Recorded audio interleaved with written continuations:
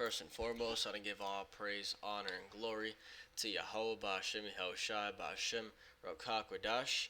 Yahweh is who this world ignorantly calls God. Yahweh Shai is who this world ignorantly calls Jesus.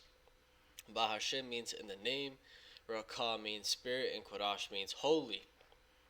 And that's all in the Paleo Hebrew. I also want to give double honors to the elder bishops and apostles of Great Millstone that taught me this truth. Today's video I wanted to go into how today the Hebrew Israelites are the true Christians, right? And the reason I'm going into this is because that word Christian today, it gets tossed out loosely, right? And a lot of people don't even know what it means. So let's first start there. What does Christian mean? So let's read this in Acts chapter 11 verse 26. It says, "And when he had found him, he brought him unto Antioch. And it came to pass that a whole year they assembled themselves with the church, and taught much people. And the disciples were called Christians first in Antioch." Right, so the disciples of Yahushai, which are all Israelites, they were called Christians first in Antioch. Right, showing you that the first Christians were the disciples. And what does Christian mean? Very simple. It means a follower of Christ, which in the Hebrew is Hamashiach, right? And Christ means anointed, a follower of the anointed. Now, the reason I started this video going into how the Hebrew Israelites are the true Christians is because the people that call themselves Christians today are not really Christians at all, because they're not following the Messiah. They're not following the teachings of who they call Jesus, right?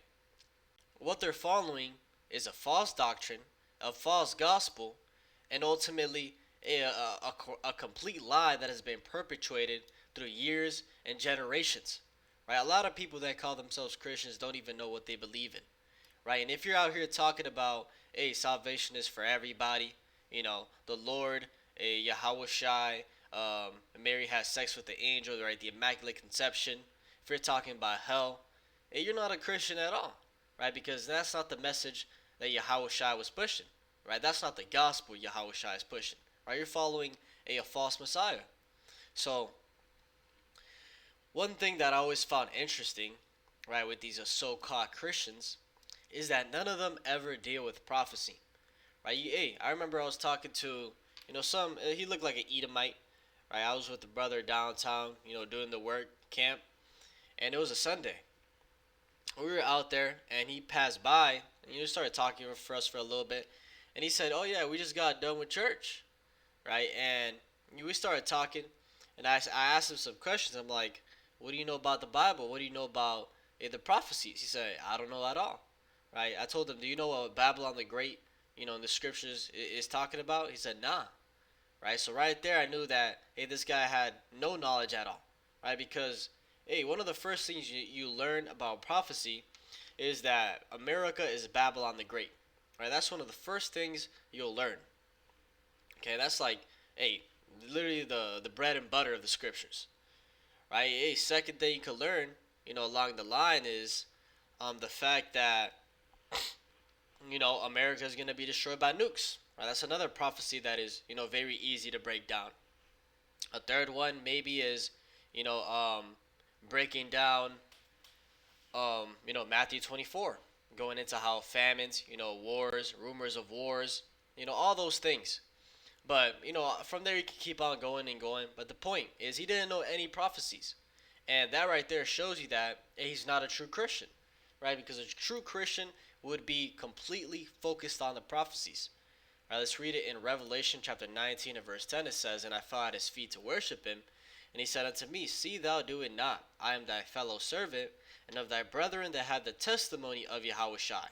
Worship God. For the testimony of Yahushai is the spirit of prophecy." Right, so in the testimony, let's see what that means right there. Testimony means it's testifying. The office committed to the prophets of testifying concerning future events. Well, one testifies, testimony before a judge, evidence given, record, report, right? Witness, right? Witness is what it's mostly associated with, the record, right? So the witness of Yahushai, right? The testimony of Yahushai is the spirit of prophecy. If you're really following the Lord, you're going to be in that spirit of prophesizing, right? Not prophesying, but a being in the spirit of looking out for the prophecies, right? And that's something that these so-called Christians today don't do at all, right? So just by a process of elimination, they can't be the Christians that the scriptures talk about, right? They can't be the elect, the true believers, right? Another point that shows you that they're not the true Christians is the fact that they completely abolished the Old Testament laws, right? You got people out here calling them Christians, talking about you can eat pork, right? Talking about how you don't gotta follow the laws written in Leviticus and Deuteronomy, right? How Jesus Christ, came to take away the old law and everything's fulfilled, and we could just do whatever we want. We could be wicked. We just gotta go to church on Sunday, and you'll be saved, right? And they have the audacity to go to the point of saying, "Oh yeah, we're saved today. We're saved right now."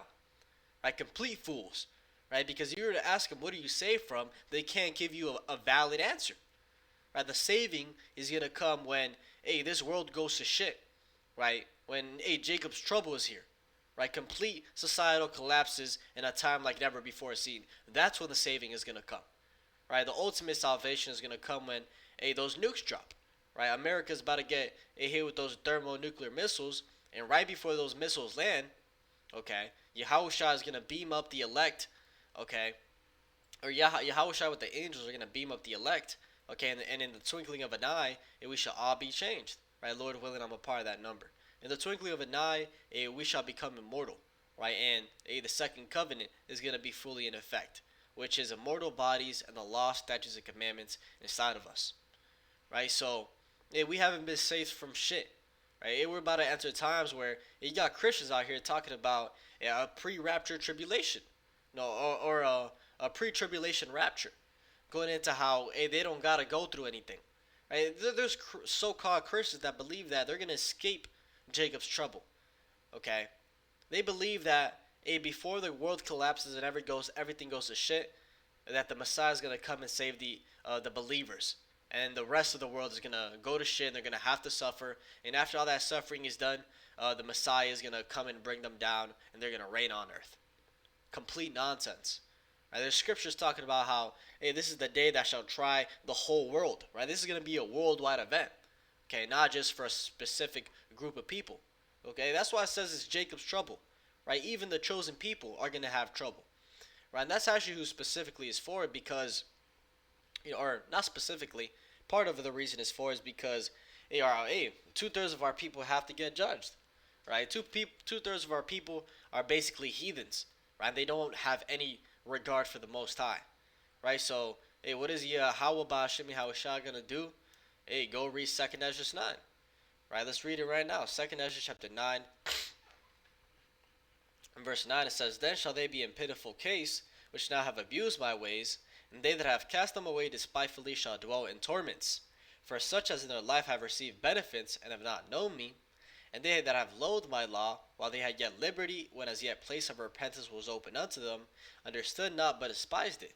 The same must know it after death by pain." Right? So, these people, that abuse the ways of the Most High, abuse His mercy, right? That have a disgust for His law, don't want to follow it at all. They're going to be in a pitiful case when all these things start to happen. Because, he's stretching out his hand right now, but these people aren't regarded. Right? These people think that the prophets of Yahweh Ba'Shem Yahushai are just some actors. That we're just out there on the streets, just acting, just doing it just because. Right? They don't know who they're really talking to.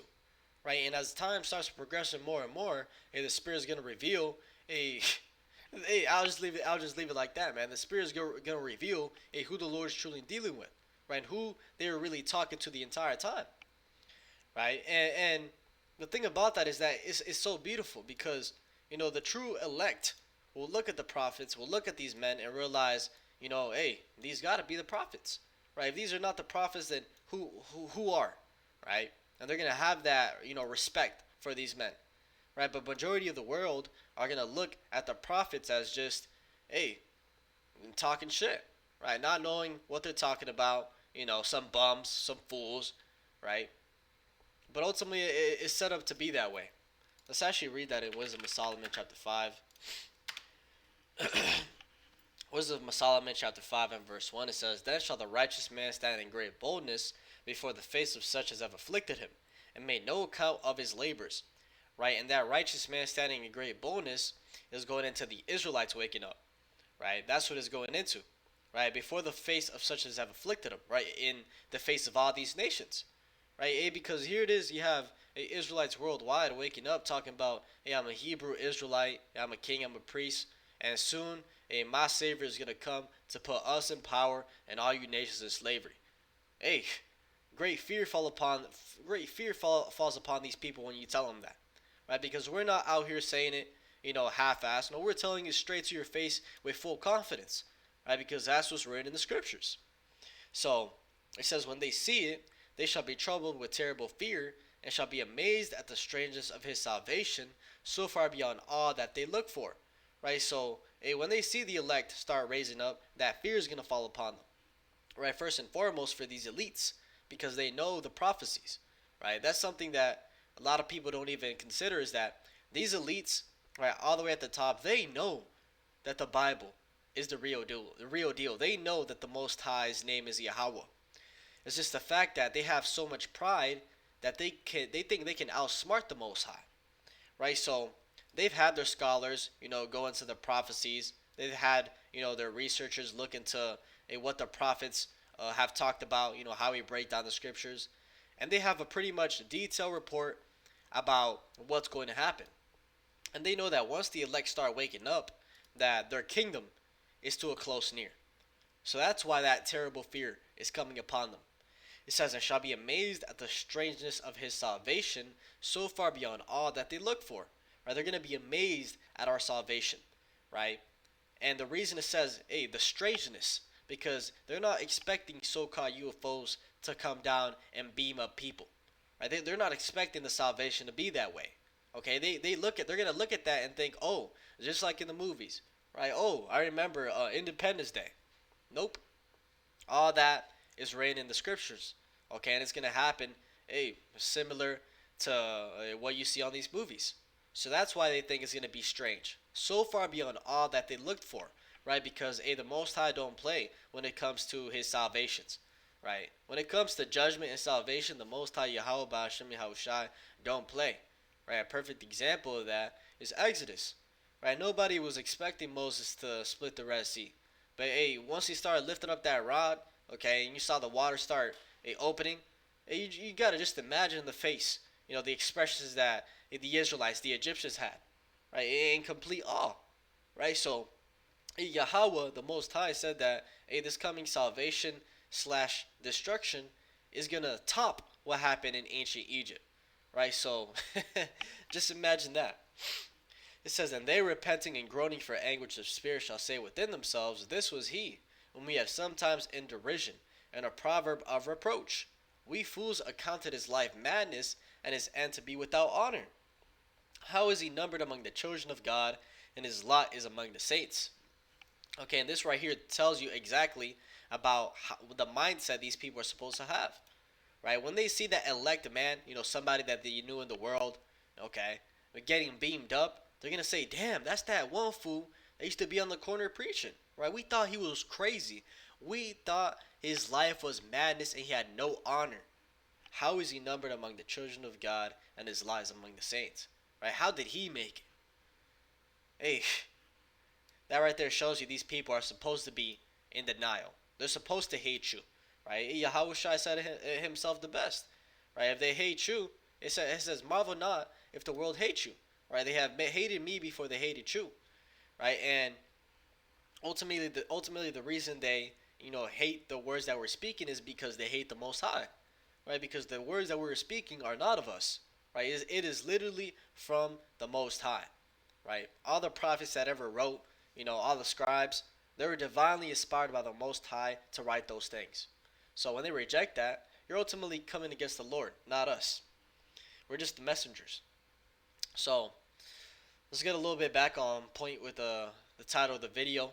Right, the Hebrew Israelites are the true Christians, right? And a key identifying factor for that is the fact that we go into prophecy, right? And when I'm talking about the Hebrew Israelites, I'm talking about GMS, right? The men of GMS, the followers that follow the doctrine of GMS, because I truly sincerely believe that the doctrine of the men of GMS, the apostles, is the true doctrine, right? Is the doctrine that Yahweh Shai would approve of, right? Anything else outside of this doctrine just doesn't make sense. Okay, it just doesn't, right? I always go into it. The fact that these Christians don't want to follow the law shows you that their doctrine is not it. Okay, so let's read this in 1 Thessalonians chapter 5 and verse 6. It says, "Therefore let us not sleep as do others, but let us watch and be sober." Right? So when it's talking about watching, what does that mean? It's going into watching the current events in the world, right, and staying on point, right? Hey, looking at what time we are in prophecy, right? Hey, using that measuring stick, right? When you read 2 Ezra chapter 9 and verse 1, it says, "He answered me then and said, Measure thou the time diligently in itself. And when thou seest part of the signs pass, which I have told thee before, then shalt thou understand that it is the very same time when the highest will begin to visit the world which he made." Right? And a key point right here says, measure the times diligently. Right? So how do you measure the times? You look at the prophecies. Right? For example, we know that those nuclear missiles can't drop on America until the mark of the beast is made fully mandatory worldwide. Right? So that's a part of measuring the times. Right? Just through that, we know that a nuclear escalation can't come until that chip comes. Right? So that's what we're waiting for right now is the chip. Right? Once that chip is made mandatory, it's a green light. It's a complete green light for those nukes to fly. So it says, "Measure thou the time diligently in itself, when thou seest part of the signs pass." Right? So you're supposed to be looking for those signs, right? Being sober and watching. It says, "Which I have told thee before, then shalt thou understand that it is the very same time where the highest will begin to visit the world which he made. Therefore, when there shall be seen earthquakes and uproars of the people in the world, then shalt thou well understand that the Most High spake of those things from the days that were before thee, even from the beginning. For like all that is made in the world hath a beginning and the end is manifest, even so the times also the highest have plain beginnings in wonder and powerful works, and endings and effects and signs." Right? So, going back to Wisdom of Solomon, right? This is going to be a salvation so far beyond all that they looked for. Right? It's going to be beyond anything that we can imagine. Right? Because just like a movie, right? The Most High, makes it with wonder, powerful works, and the endings and effects and signs. Right? The ending of a movie is always that, that a complete, it's called something in the movie, or in the movie scene.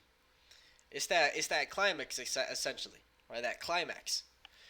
It says, "Shall be preserved," or verse 7 it says, "And everyone that shall be saved and shall be able to escape by his works and by faith, whereby ye have believed, shall be preserved from the said perils, and shall see my salvation in my land and within my borders, for I have sanctified them for me from the beginning." Right? So in order to receive that salvation, you need faith and works. Right? Faith and works. Right? And how do you do that? The works is the keeping of the commandments, and the faith is just the faith, man. The fact that you believe, right? And if you have faith, you're gonna keep the commandments. And the fact that you keep the commandments shows you have faith, right? It's a complete cycle. So, circling back, the Hebrew Israelites are the true Christians. Hope this is edifying. With that, I give all praise, honor, and glory to Yahweh Ba'Shem, Yahweh Shai Ba'Shem, Rakak Wadash, and double honors to the elder bishops and apostles of great millstone that taught me this truth. Shalom to you, like Shalom.